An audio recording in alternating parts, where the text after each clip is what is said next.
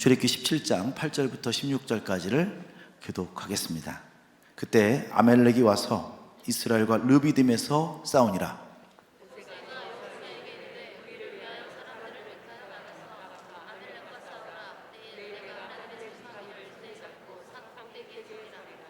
여호수아가 모세의 말대로 행하여 아말렉과 싸우고 모세와 아론과 훌은 산 꼭대기에 올라가서 모세 팔이 피곤함에 그들이 돌을 가져다가 모세 아래에 놓아 그가 그 위에 앉게 하고 아론과 훌이 한 사람은 이쪽에 한 사람은 저쪽에 모세의 손을 들어 붙들어 올렸더니 그 손이 해가 지도록 내려오지 아니한지라. 여호와께서 모세에게 이르시되 이것을 책에 기록하여 기념하게 하고 여호수아의 귀에 외워 들리라. 내가 아말렉을 없이하여 천하에서 기억도 못하게 하리라. 다 같이 읽겠습니다. 이르되 여호와께서 맹세하시기를 여호와가 아말렉과 더불어 대대로 싸우리라 하셨다 하였더라. 아멘. 오늘 말씀, 그 말씀의 현장은 르비딤이라는 장소입니다. 아말렉과 이스라엘이 싸웠습니다. 이 르비딤이라는 장소에서 한 가지 더 중요한 일이 일어났습니다. 출애굽기 17장 1절에서 2절에 보면 이스라엘 자손의 온 회중이 여호와의 명령대로 신광야를 떠나 그 노종대로 행하여 르비딤에 장막을 쳤으나 백성이 마실 물이 없는지라. 백성이 모세와 다투어 이르되 우리에게 물을 주어 마시게 하라. 모세가 그들에게 이르되 너희가 어찌하여 나와 다투느냐? 너희가 어찌하여 여호와를 시험하느냐? 먼저 일어난 사건입니다. 이스라엘에게 물이 없었습니다. 물이 떨어졌습니다. 이렇게 메마르고 물이 없는 곳은 갈등과 다툼이 항상 일어납니다. 더 나아가서 이스라엘은 그 리더였던 모세를 향하여 공격하기 시작합니다. 이스라엘의 공격은 더 강력하고 공격적으로 바뀌기 시작합니다. 그들은 사람뿐 아니라 가축까지 먹일 물이 없다라고 더 심하게 말합니다. 사실 이들에게는 생존이 갈린 문제였습니다. 결국 이 원망과 불평, 이 모두를 모세를 향하여 퍼붓기 시작합니다. 이스라엘은 화가 풀리지 않는 거예요. 왜 여기까지 오게 해서 우리를 죽게 하는가 라고 계속 모세를 향하여 원망하기 시작합니다. 결국 모세를 돌로 죽이려고 합니다. 3절에 보면 거기서 백성이 목이 말라 물을 찾음에 그들이 모세에게 대하여 원망하여 이르되 당신이 어찌하여 우리를 애굽에서 인도하여 내어서 우리와 우리 자녀와 우리 가축이 목말라 죽게 하느냐. 모세가 여호와께 부르짖어 이르되 내가 이 백성에게 어떻게 하리까? 그들이 조금 있으면 내게 돌을 던지겠나이다. 모세가 굉장히 두려워하고 있었습니다. 이렇게 사람들은 자신이 힘들고 자신이 어려우면 누군가에게 책임을 전가합니다. 누구 때문이야? 누구 때문이야? 특별히 그 책임의 리더에게 향하게 되는 것입니다. 지금 백성들은 모세를 향하여 돌을 들고 밖에 서 있습니다. 모세는 너무나도 다급한 나머지 텐트 안으로 들어가서 하나님께 기도를 시작합니다. 모세가 여호와께 부르짖어 라고 표현되어 있습니다. 이때 하나님께서는 모세에게 차근차근 어떻게 이 문제를 해결할 것인지를 알려주십니다. 제가 5절을 읽고 여러분 6절을 읽어주십시오. 여호와께서 모세에게 이르되 백성 앞을 지나서 이스라엘 장로들을 데리고 나일강을 치던데 지팡이를 손에 짚고 가라.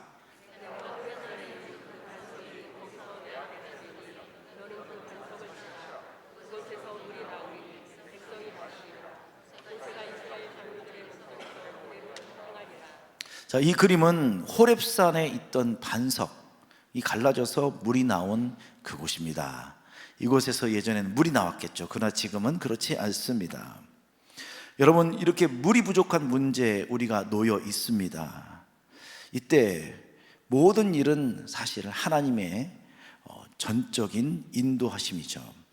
17장 1절에 보면 이스라엘 자손의 온 회중이 여호와의 명령대로 하나님의 전적인 인도하심으로 지금 르비딤으로 오게 된 겁니다. 이스라엘을 르비딤으로 인도하신 분도 하나님이시고, 물이 마르게 하신 분도 하나님이시고, 아말렉과 싸우게 하시는 분도 하나님이십니다. 이스라엘 백성들은 이 전능하신 하나님이 보이지 않으니까 보이는 모세를 향하여 원망하고 불평하고 공격하기 시작한 것입니다. 지금 오늘 우리의 삶 가운데 보이지 않지만 역사하시고 임재하시는 분이 바로 성령님이십니다. 그 성령님께서 우리를 인도하신다면 그분과 어떻게 동행할 것인가, 어떻게 그분의 음성을 들을 것인가, 그분이 어떻게 역사하신가를 우리는 볼 수 있어야 된다는 것입니다. 그런데 왜 우리는 성령의 인도하심을 보지 못하고 성령의 인도하심 받는 것이 힘들고 어려운 길이 되었을까요? 물이 보이니까 그런 겁니다. 물이 없어지는 것이 보이고, 가축이 죽어가는 것이 보이고, 내 삶의 생계가 없어지는 것이 보이니까 하나님이 보이지 않는 것입니다. 하나님은 이 문제를 절대로 그냥 넘어가지 않으셨습니다. 아주 정확하게 이스라엘 속에 있는 죄를 드러냈습니다. 7절입니다.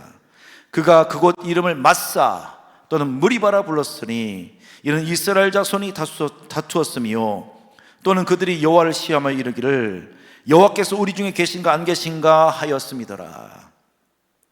단순히 이스라엘이 모세 하나만 대적한 것이 문제가 아닙니다. 그냥 그 모세를 향하여 원망했던 것이 문제가 아닙니다. 그들은 하나님을 시험했고 하나님의 존재 자체를 의심했습니다.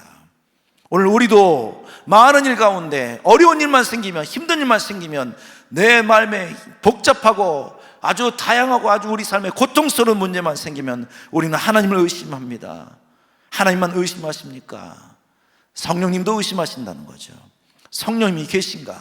성령님이 안 계신가? 아직도 우리는 이 확신 없이 이 땅 가운데 살아가고 있다는 겁니다. 성령님은 정말 세밀하게 여러의 삶을 인도하고 계신다는 사실을 우리는 확실히 믿어야 합니다. 그런데 우리는 끊임없이 의심하고 먹고 사는 문제만 나오면 두려워합니다. 이게 바로 우리의 가는 길이 이스라엘의 자손의 가는 길과 똑같다는 것이죠. 제가 예전에 믿음이 아주 형편없을 때가 있었습니다. 그때마다 예언하시는 분들이 있었어요. 예언하시는 분들. 그러면 그 예언하시는 분들의 소리를 들으면 어떤 생각이 드냐면, 아유, 뻥치고 있네, 이렇게 생각이 들었습니다. 어떤 사람에게는 저거 짜고 치는 거 아니야? 제가 알파코스라는 걸 한번 가봤어요. 알파코스, 거기 배우러 갔는데 알파코스에 봤더니 거기에 있는 그 목사님과 그 사역자들이 기도하면 사람들이 뒤로 넘어지는 거예요. 얼마나 놀랐는지. 이걸 하면 교회가 부흥된다고 막 알려주시는 겁니다. 저는 절대 못한다. 내가 아마 제가 여러분을 딱 만지는 순간 더 정신이 확 들거려. 쓰러지기는커녕 더 힘으로 버틸 것 같아요, 제가. 그래서 제가 두려워서 못하겠더라고요. 그전에는 그런 생각이 들었습니다. 저분들이 지금 그냥 넘어가 주는 것 아니야? 눈을 감고 있으면 사람들이요, 약간 중심을 잃을 수가 있어요. 그래서 살짝만 건들면 넘어갈 수 있거든요. 그리고 뒤에서 누가 받쳐준다고 생각하면 더 쉽게 넘어갈 수 있는 거죠. 그런데 제가 그런 사역을 보면서 그런 생각이 들었다니까요. 저거는 일어날 수 없는 일이야. 그런데 제 속에 바뀐 것이 있습니다. 하나님의 말씀은 내 것으로 하는 것이 아니기 때문에 선포하는 것이다 라는 거죠. 설득이 아니기 때문에 선포하는 것이다. 오늘 이 시간에 강의하는 것이 아니기 때문에 선포하는 것이다. 여러분에게 이해를 시키기 위해서 잘 설명한 것이 아니라 선포하는 것이다. 말씀은 이해해서 내 것이 되는 것이 아닙니다. 믿음으로 받으면 성령님께서 내 것으로 바꿔주십니다. 그러므로 믿음은 들음에서 나며 들음은 그리스도의 말씀으로 말미암느니라. 그러니까 말씀을 듣고 곧바로 순종하면 그것이 믿음의 역사가 일어나게 되는 것입니다. 그럼 우리와 상관없이 일어나는 거죠. 이스라엘 백성이 아무리 힘들어도 메말랐어도 두려워도 하나님께서 그들을 얼마나 아끼시고 사랑하는지를 알았다면 그들은 1도 의심하지 않았을 거예요. 그러나 그들은 전능하신 하나님을 의심하고 우리를 이곳으로 인도한 것은 하나님께서 죽게 하실 것이다. 모세를 향하여 원망하고 돌을 들었습니다. 이게 바로 첫 번째 르비딤에서 일어난 사건입니다. 오늘 주님께서 말씀하신 것, 아무것도 염려하지 말라. 너희는 먼저 그의 나라와 그의 의를 구하라. 오늘 우리는 이 말씀이 믿어지십니까? 정말 우리 삶에 어려운 일이 닥쳤는데 오직 먼저 그의 나라와 그 의를 구할 수 있습니까? 내가 힘든 것이 먼저고, 내가 아픈 것이 먼저고, 내가 서운한 것이 먼저고, 내가 섭섭한 것이 먼저고, 항상 우리는 성령님의 음성보다도 내가 중심이 아닙니까? 결국 이럴 때 우리는 하나님을 버리게 된다는 거죠. 오늘 여러분, 우리에게는 내가 중심이 아니라 성령님께서 이끄시는 삶으로 바뀌어야 될 것입니다. 이 광야 같은 세상에서 목마름을 주시는 분도 하나님이시고, 그것을 통해서 반석을 통해서 물을 주시는 분도 하나님이시고, 모든 것을 완벽하게 인도하시는 분도 하나님이시라는 거예요. 이 일을 통해서 우리는 가나안 땅의 비전을 바라봐야 된다는 것입니다. 아멘이십니까? 두 번째 사건은 아말렉이 갑자기 쳐들어온 사건, 이 르비딤 전쟁입니다. 이 전쟁의 승패 또한 하나님께서 주관하고 있습니다. 이스라엘은 군사력과 무기로 싸우는 것이 아니라 하나님이 도와주시면 승리하게 될 것입니다. 이때 모세는 지팡이를 가지고 산 꼭대기로 올라갔습니다. 그리고 아론과 훌과 함께 기도를 시작했습니다. 9절이죠. 같이 한번 읽어볼까요? 모세가 여호수아에게 이르되 우리를 위하여 사람을 택하여 나가서 아말렉과 싸우라. 내일 내가 하나님의 지팡이를 손에 잡고 산 꼭대기에 서리라. 10절도 읽겠습니다. 여호수아가 아말렉과 싸우고 모세와 아론과 홀은 산 꼭대기에 올라갔어요. 아마 모세의 기도의 모습은 이럴 것입니다. 모세가 하나님의 명령에 따라 지팡이를 들고 기도했습니다. 문제가 있어요. 여기에 지팡이를 들고 기도한다는 거예요. 지팡이를 그냥 내려놓고 앉아서 기도하는 것이 아니라 지팡이를 들고 기도하는 것입니다. 그리고 모세는 서서 기도했어요. 여기 문제가 있습니다. 모세의 문제는 나이였습니다. 나이. 80이 넘은 노인이 아무리 힘이 좋아도 이 지팡이를 쥐고 손에 들고 있는 것은 계속 서 있기는 불가능합니다.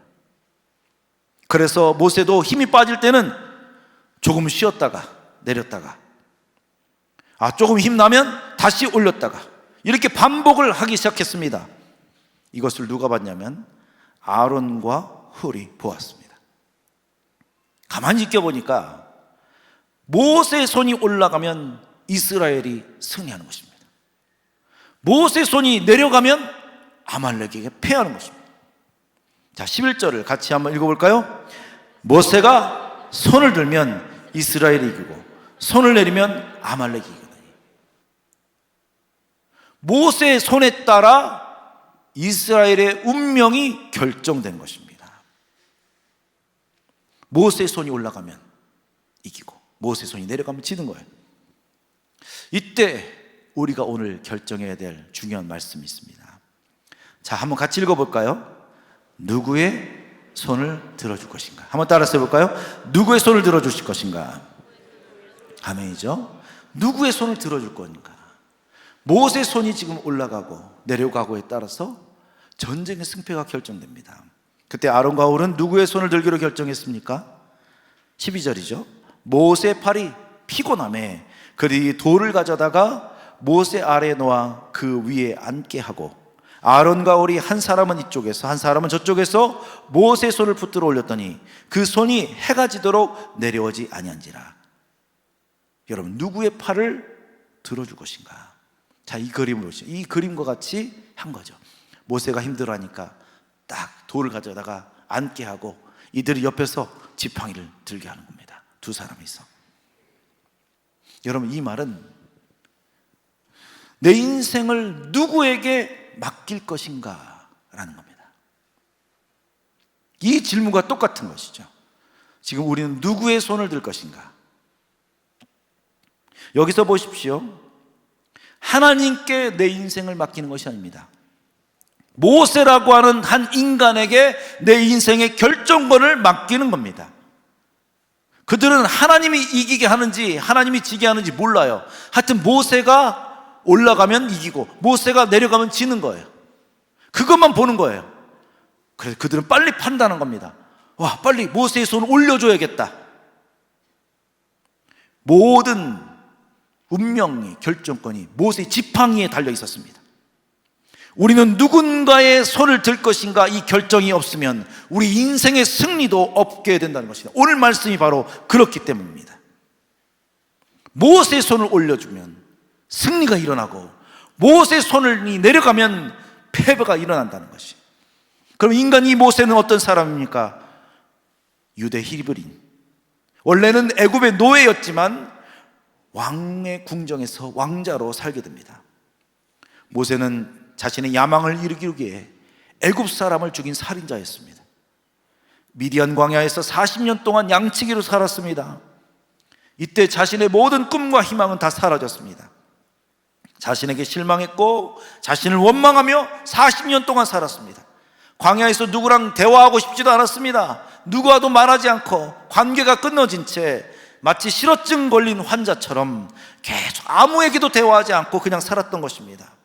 하나님과 모세가 처음으로 만났을 그때 모세가 이런 말을 합니다. 모세가 여호와께 아뢰되 오 주여, 나는 본래 말을 잘하지 못하는 자니이다. 그 다음에 나는 입이 뻣뻣하고 혀가 둔한 자니이다. 여러분, 모세가 말을 못하고 입이 뻣뻣하다 아니에요. 40년 동안 실어증 건 것처럼 아무 말도 하지 않고 누구와 관계하지 않고 자신을 미워하며 자신을 향하여 원망하며 살았던 것입니다. 모세는 40살까지 궁중에서 왕의 수업을 받았습니다. 지식도 배웠고 품위를 지키는 법도 배웠고 언어도 배웠고 연설하는 법도 배웠고 정치도 배우고 수학도 과학도 미술도 음악도 모든 것을 다 섭렵한 사람이었습니다. 그러나 모세는 40세 때 그때 성장이 멈췄습니다. 말도 못하고, 그래서 자신이 말을 못하니까 아론을 대신해서 말하는 그런 무능한 지도자였습니다. 어떻게 모세를 믿을 수 있었겠습니까? 배신자였고 살인자였고 이 나약한 노인네를 누가 믿을 수 있겠습니까? 특별히 아론은 그 동생 모세의 모든 것을 알고 있었어요. 모세의 부족함도 알고 있었고 그 모세의 우유부담함도 알고 있었고 실수도 알고 있었습니다. 하루는 모세가 다른 여인을 아내로 맞이한 거예요. 이미 안에 십보라가 있는데도 말입니다. 우리 민수기 12장 1절이죠. 같이 한번 읽어볼까요? 모세가, 민수기 12장 1절 다 같이 읽겠습니다. 그 굿수 여자를 취하였으므로 미리암과 아론이 모세를 비방하니라. 이 굿스란 말은 검다라고 하는 뜻입니다. 검다, 검은 여인을 말해요. 이 굿스 여인은 아주 흑인이죠. 또 이방 여인입니다. 유대 민족은 순수 혈통을 자랑합니다. 그들은 이 순수 혈통을 따라갑니다. 그런데 모세는 모세가 아내로 맞은 그 여인은 절대 이 유대 사회에 들어올 수 없는 그런 여인이었어요. 그것을 보자 형과 그 누나가 비난하기 시작합니다. 막 비난했어요. 이처럼 모세는 형들이 비난하고 그 누나가 비난하고 많은 사람들이 봐도 너무 실수가 많은 그런 사람이었어요. 너무 부족한 리더였습니다. 그러나 사람이 보는 모세와 하나님께서 보신 모세는 완전 달랐습니다. 민수기 12장 6절에서 8절에 이렇게 나와 있습니다. 하나님께서 모세에 대해 이렇게 평가하십니다. 너희 가운데 하나님의 예언자가 있으면 나는 환상으로 나 자신을 그들에게 알리고 꿈속에서 그들에게 말할 것이다. 그러나 나의 종 모세에게는 그렇게 하지 않는다. 그는 나의 집 어디든 마음대로 드나들도록 허락받은 사람이다. 나는 그와 직접 친밀하게 말하고 수수께끼가 아닌 분명한 말로 이야기한다. 그는 하나님의 참모습을 깊이 헤아리는 사람이다. 그런데 어찌하여 너희는 존경이나 경의를 표하지 않고 나의 종 모세를 비방하는 것이냐. 하나님께서 모세에 대해서 이렇게 평가하십니다. 이처럼 하나님의 평가와 우리의 평가는 다르다는 겁니다. 사람들에 대한 모세의 평가는 찌질하다, 비겁하다, 별로다 이렇게 말할 수 있지만 하나님께서 말하십니다. 내 마음에 합한 자다라는 거죠. 내 마음에 합한 자다. 인간 모세에게 우리 인생권을, 우리 인생의 결정권을 줄 수 있을까요? 내 인생 전체를 맡길 수 있을까요? 많은 사람들은 맡기지 않았어요. 그런데 오늘 여러분, 우리 음파교회와 많은 한국교회 이 부분이 부족하다는 겁니다.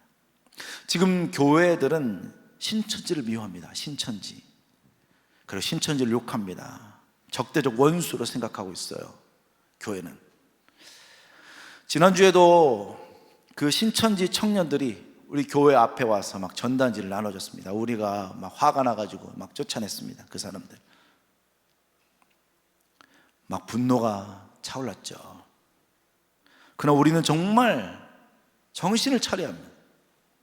신천지 그들이 전도하려는 목표는 여러분입니다. 불신자들이 아니라는 거예요. 예수 안 믿는 사람이 아니에요. 여러분 한 사람 한 사람이에요. 심지어 저에게도 매주마다 편지가 옵니다. 신천지에서 계속 편지가 와요. 그들이 타협하고 그들이 나를 포섭하려고 한 대상은 바로 저예요. 왜 교회일까요? 왜 그들은 교회를 타겟으로 정했을까요? 그들의 목표는 교회를 무너뜨리는 것입니다. 그렇다면 이 교회가 신천지를 능가할 수 있을까요? 여러분의 믿음이 신천지 믿음 가진 사람보다 능가할 수 있을까요? 신천지 대학생들과 청년들과 여러분 대화하면 여러분 이길 수 있을까요? 그들을 예수 믿게 할 수 있을까요? 영접할 수 있을까요? 그들에게 복음을 전할 수 있습니까?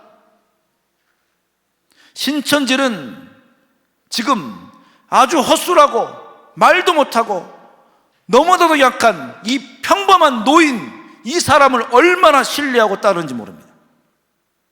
이 사람을 신뢰해요. 바로 이 사람입니다. 이만희. 그 사람만 나오면 웁니다.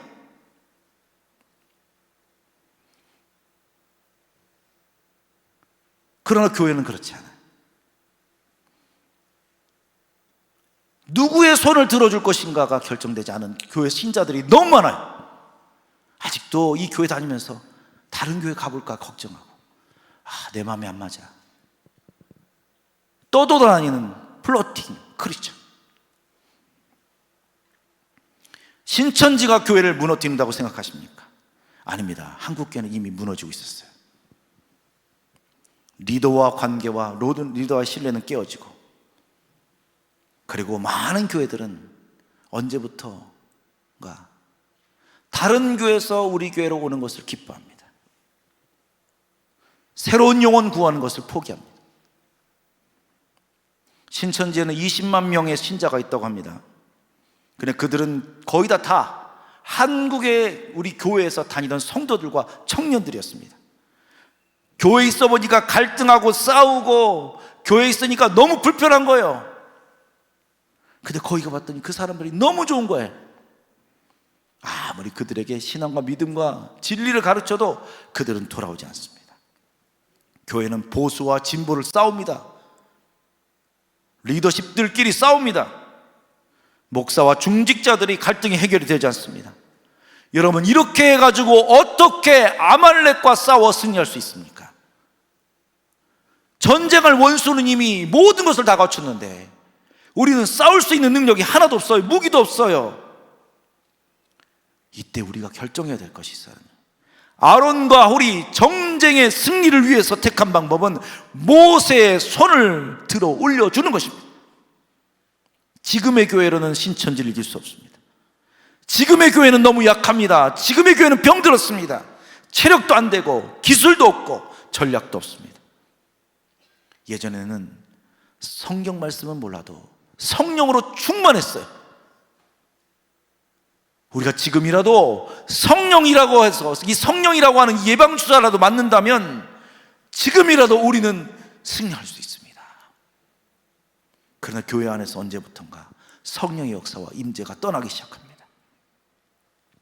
이때 우리는 누구의 손을 줘야 됩니까? 한번 옆에 분에게 물어보십시오. 당신은 누구의 손을 들어줄 것입니까? 누구의 손을 들어줄 것입니까? 다시 제가 한번 읽어볼까요? 17장 12절과 13절입니다. 모세 팔이 피곤하매 그들이 돌을 가져다가 모세 아래에 놓아 그가 그 위에 앉게 하고 아론과 홀이 한 사람은 이쪽에서 한 사람은 저쪽에서 모세의 손을 붙들어 올렸더니 그 손이 해가 지도록 내려오지 아니한지라. 여호수아가 칼날로 아말렉과 그 백성을 쳐서 무찌르니라. 여기서 단순한 것은 하나님이 세운 자의 손을 들어주었다는 것입니다. 이것이 원수와 싸워 승리하는 방법입니다. 여기에서 최고의 무기는 필요 없어요. 이스라엘은 이미 무기도 별로 없어요. 그들은 가지고 있는 농기구 가지고 싸웠어요. 아무것도 아닌 것 가지고 싸웠어요. 그러나 그에 비해서 아말렉은 아주 정말 중요한 무기들을 가지고 있어요. 그들이 가진 무기는 대단했습니다. 이스라엘의 승리는 모세의 손을 든 아론과 홀의 그 팔에 있었다는 것입니다. 이때 성령께서 역사하신 것입니다. 한번 따라서 해볼까요? 이스라엘의 운명은 모세와 지팡이가 아닙니다. 아론과 홀의 결정이라는 거예요. 아멘이십니까? 아론과 홀이 결정한 거예요. 모세의 팔이 내려가지 않도록 그들이 붙잡아줬기 때문에 승리한 것입니다. 아멘이십니까? 지금도 우리가 승리할 수 있는 비결은 하나밖에 없어요. 누구의 손을 들어 올려줄 것인가? 누구의 손을 올려둘 것인가? 음파교의 승리도 여러분의 결정에 따라 달라집니다. 누구의 손을 들어 올려줄 것인가? 이게 바로 결정되어야 된다는 겁니다. 말씀을 마치겠습니다.